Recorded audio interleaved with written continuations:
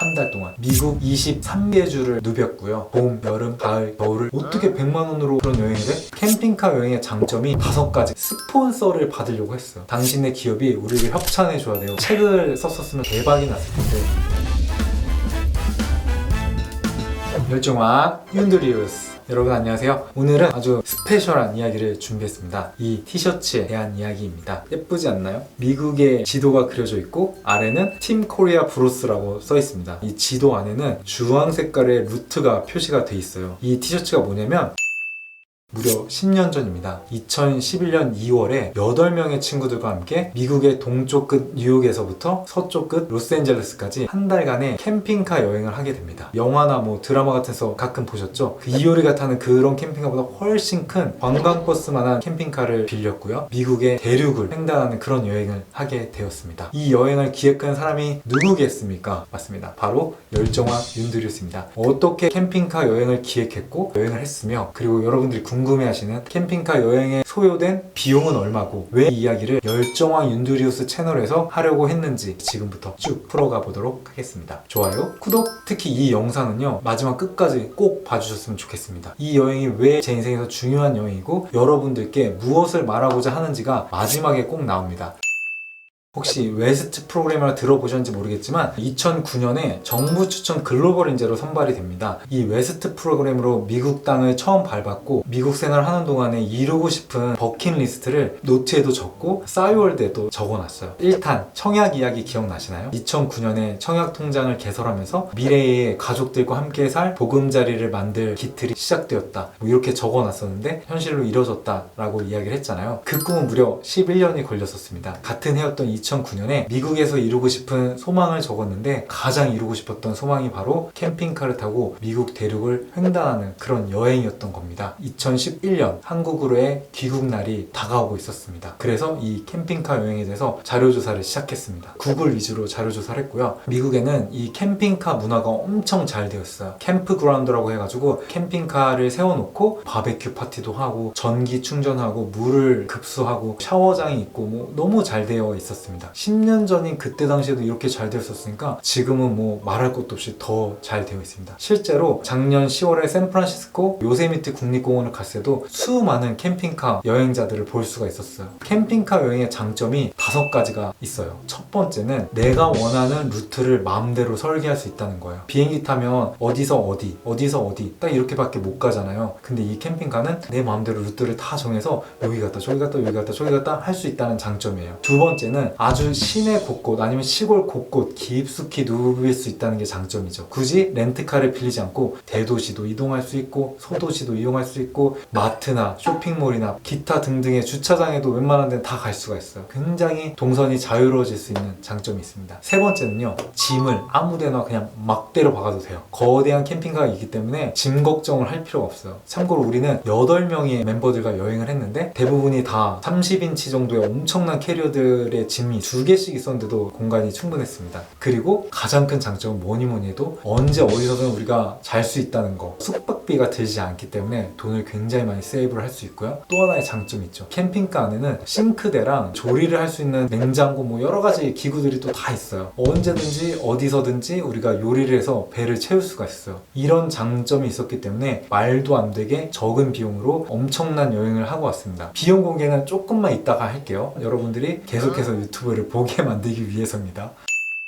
6개월 전부터 본격적으로 이 여행 계획을 준비하기 시작했습니다. 어떻게 하면 우리가 최상의 루트로 미국에서 꼭 가야 할 명소들을 갈 수 있을지를 먼저 정했고요. 어떻게 어디서 캠핑카를 빌려서 어디서 반납을 해서 귀국을 할 건지 전체적인 세부 여행 플랜을 짜기 시작했습니다. 얼추 세부 여행 계획이 나왔어요. 비용 계산을 했고요. 계획서를 쫙 만들어서 싸이월드 게시판에 올렸습니다. 그때 정말 싸이월드가 대세였거든요. 싸이월드를 보고 나서 정말 많은 친구들과 일반인들까지 저한테 문의가 오기 시작했습니다. 이 여행 나도 가고 싶어, 나도 껴줘, 이런 문의도 있었고 심지어는 우리 아들도 보내도 되나요? 모르는 사람한테 그런 메일을 받기도 했어요. 하지만 저는 어떻게 될지 모르는 여행이고 평생 추억으로 남을 여행이기 때문에 내 인생을 평생 함께 할 수 있는 그런 친구들과 멤버를 짜서 이 여행을 완성해야 되겠다라는 생각이 컸습니다. 총 8명의 멤버들이 소집이 되었습니다. 2011년 1월 27일에 다 같이 뉴욕에서 만났습니다. 왜냐면요, 다 각자 서울에 있고 서로를 모르는 사이예요. 아니고요. 저를 통해서 멤버가 결성이 됐고 이 멤버들이 뉴욕에서 처음으로 만난 거예요. 처음 통성명을 하고 같이 여행을 떠나게 되었습니다. 근데 저는요, 이 여행에서 이 멤버들이 절대 트러블이 생기지 않을 거라는 확신이 있었습니다. 왜냐면 이 친구들의 성향을 너무 잘 알고 있었고 정말 트러블 없이 잘 융화가 돼서 우린 최고의 팀워크가 될 거란 걸 알고 있었기 때문입니다. 그렇게 우리의 여행은 시작이 됐습니다. 우리는 미국 23개 주를 누볐고요. 한 70여 개 도시를 다닌 것 같아요. 한 달 동안. 당연히 봄, 여름, 가을, 겨울을 모두 겪었고요. 플로리다 같이 아주 따뜻한 지역도 갔었고 처음 시작할 때 뉴욕과 워싱턴은 그때 당시에 동부 최대 폭설이 내려가지고 정말 캠핑카 여행을 할 수 있을까? 뭐 이런 걱정들이 되게 많은 그런 시즌이었었습니다. 그리고 뭐 텍사스를 지나서 따뜻한 서부를 지나가게 되었고 엄청난 자연경관들을 마주했어요. 그랜드 캐년을 비롯한 캐년랜드라 불리는 서부의 아주 멋진 장관들을 지났고요. 플로리다, 마이애미, 정말 미국에서 가장 예쁜 해변들을 또 가게 되었고 뉴욕, 워싱턴, 필라델피아, 애틀란타 시티, 로스앤젤레스, 라스베이거스 이런 대도시들까지 여행을 할 수 있었고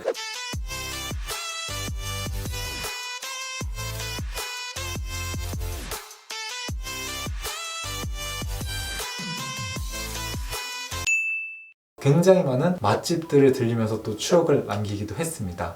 내가 이때 여행 기록들을 가지고 책을 썼었으면 정말 대박이 났을 텐데 그걸 못한 게 한으로 남습니다. 작정하고 여행 기록을 다 해놨고 그 노트도 있고 비디오 영상물도 있고 뭐 사진도 굉장히 많은데 바로 취직을 하는 바람에 신입사원이 되면서 이 좋은 기회를 놓친 게 평생의 한이 될 아쉬운 순간이기도 합니다. 그나마 다행인 건 그래도 이 여행 이야기가 대학내일에 실렸었고요. 세시라는 잡지에 실렸었고요. 여행 소재를 가지고 이화여대에서 200명을 대상으로 캠핑카 미국 대륙 횡단 특집 특강을 진행하기도 했습니다. 굉장히 반응이 좋았었어요. 강연 타이틀이 뭔지 아세요? 100만 원으로 미국 대륙 횡단하기였습니다. 우리가 한 그 여행이 한 달 동안 우리가 쓴 비용이 고작 100만 원밖에 되지가 않았었어요. 어떻게 100만 원으로 그런 여행을 해? 캠핑카 얼마 빌고 기름값 얼마고 식비는 어떻게 하고 이 수많은 관광지를 다 들면서도 100만 원을 여행을 할 수 있었을까요? 정말 그지같이 여행을 했습니다. 불쌍할 정도로 정말 진짜 헝그리 정신, 지금 생각하면 정말 짠할 정도로 궁핍한 그런 여행 생활을 했습니다. 대부분의 식사를 캠핑카 안에서 뭐 토스트나 라면이나 김 싸먹고 하루에 딱 한 끼만 정말 맛있는 식사를 했고요. 그때 옷 살 돈이 없었어요. 단체복 맞춘 티셔츠 매일같이 입고 추우면 붕대 깔깔이 입고 지금도 보면 촌스러워요. 머리도 막 이렇게 덥수룩하고 하지만 그때 우리 배고팠던 시절 그게 어떻게 보면 지금의 저희를 있게 한 원동력이라 생각하고 완벽하지 않았던 배고픔이 있었기 때문에 그때를 생각하면 참 아련하고 더 잘 기억에 남고 특별한 추억으로 남은 것 같습니다. 특별한 추억 얘기가 나왔는데요. 10년 전인 대학생 윤두석은요. 이 여행을 어떻게든 스폰서를 받으려고 했어요. 장문의 기획서를 만듭니다. 우리는 팀 코리아 브로스고 어디서부터 어떻게 여행을 우리가 할 거예요. 당신의 기업이 우리를 협찬해 줘야 돼요. 라고 당돌하게 기획서를 썼어요. 첫 번째 타겟은 농심이었어요. 농심 신라면을 여러분들이 제공을 해주면 다니는 지역마다 외국인들 다 모아놓고 신라면 시식회를 하고 영상들이나 사진들을 찍어서 미국 그리고 전 세계에 이걸 알리겠다라고 했어요. 농심에서 답이 왔어요. 되게 긍정적으로 검토를 했는데 결국에는 거절을 했습니다. 지금 제가 생각을 해보면 만약에 대학생들이 당돌하게 이런 여행을 할 거니까 기업에서 후원을 해달라고 얘기를 했다. 저라면 무조건 해주죠. 하지만 기업에서는 일개 직원 마음대로 후원을 해줄 수가 없잖아요. 쉽지 않은 결정이었을 거라는 생각이 지금 와서 들기도 합니다. 하지만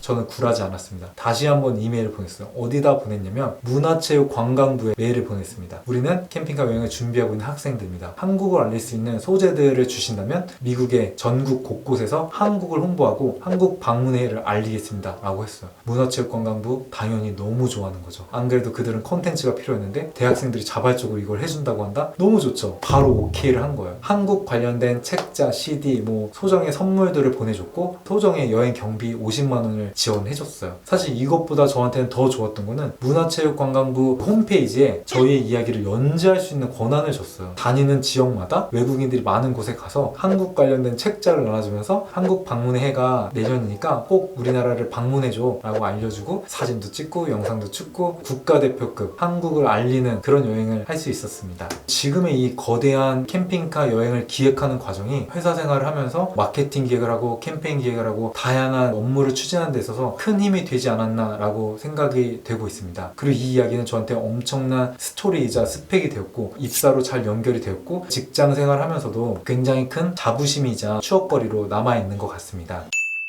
끝으로 여러분들께 드리고 싶은 이야기가 있어요. 1편에서 했던 얘기와 마찬가지인데요. 바로 그 시크릿입니다. 소망하는 바를 지금 바로 적어보세요. 주위 사람들한테 얘기하고 다니세요. 2년 안에 뭐 할 거야? 내년에 캠핑카 여행 갈 거야? 뭐 할 거야? 뭐 할 거야? 여러분들이 계획하시는 바를 알리고 다니세요. 그러다 보면 정말 이루어집니다. 여러분들한테 매주 화, 목, 토 8시에 만나요? 라고 공언을 했잖아요. 그 이제 유튜브를 안 할 수가 없는 거예요. 내가 목표를 얘기했는데 그거 못 지키면 창피해지잖아요. 지키지도 못할 약속하는 유튜버가 무슨 열정을 노네? 뭐 이렇게 비난할 수도 있잖아요. 저는 그거 아니라는 거 지금부터 증명해 보일 겁니다. 여러분들도 버킷리스트가 있다면 꼭 적어보시고 계획들을 조금만 더 구체화 시켜보세요. 그 버킷리스트는 현실로 성큼성큼 다가올 겁니다. 버킷리스트를 어떻게 이뤄왔는지 앞으로 어떻게 이뤄나갈지를 공유하도록 하겠습니다. 계속해서 열정한 윤드리스를 애청해주시고 이 영상이 마음에 드셨다면 구독, 좋아요, 알림 설정까지 꼭 해주세요. 저는 그럼 다음 영상에서 더 뜨거운 열정을 품고 여러분들께 인사드리겠습니다. 감사합니다.